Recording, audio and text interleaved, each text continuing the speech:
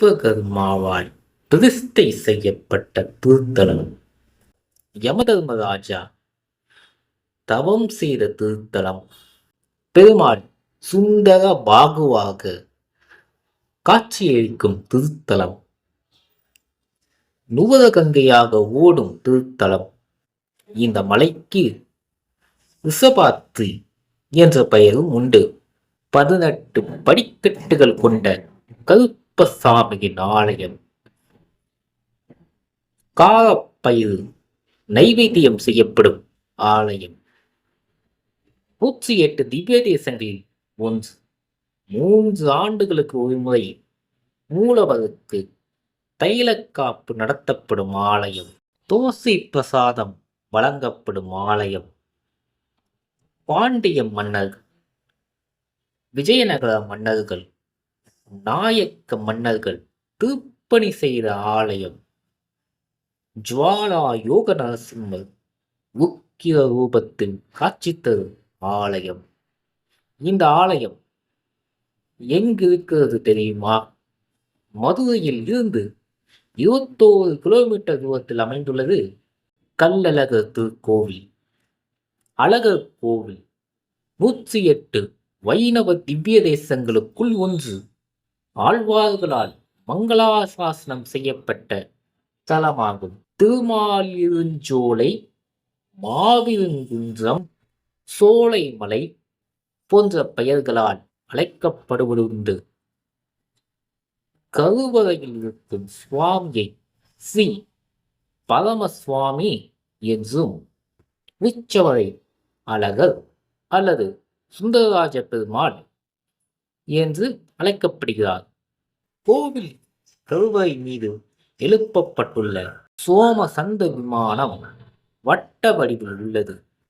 வசந்த மண்டபத்தில் ராமாயணம் மற்றும் மகாபாரத நிகழ்ச்சிகளை சித்தரிக்கும் அழகிய ஓவியங்கள் உள்ளன.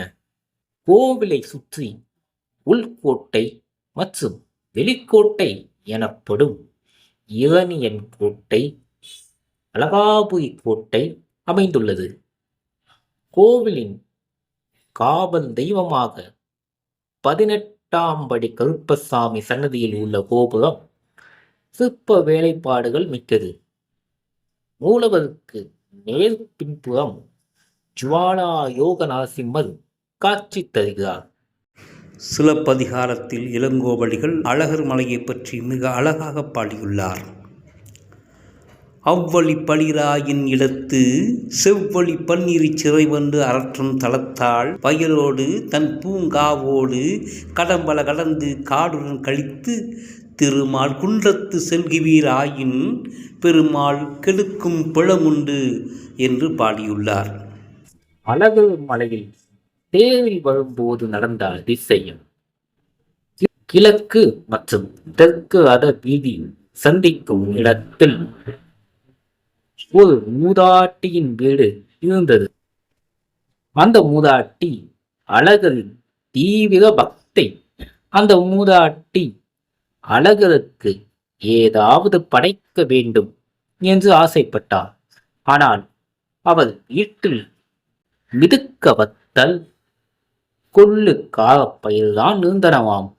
சரி, இதை அழகருக்கு நைவேத்தியமாக படைக்கலாம் என்று நினைத்த அம்மூதாட்டி நேரில் வர கூச்சம் கொண்டு மனதாலே படைத்தாராம். அன்று அழகர் தேரில் வீதி உலா வரும் சமயம் அத்தேரானது அந்த மூதாட்டி வீட்டின் வாயிலில் வந்து நின்று விட்டது. காரணம் தெரியாத மக்கள் யோசித்தபடி நிற்க, அப்பொழுது ஒரு அசிரீரி, எனது பக்தை ஒருவள் எனக்காக மிதுக்க வத்தல் கொள்ளு காரப்பயிரை வைத்திருக்கிறாள், அது எனக்கு வேண்டும். அனைவருக்கும் கிழவியின் பக்தியை பாராட்டினார்கள்.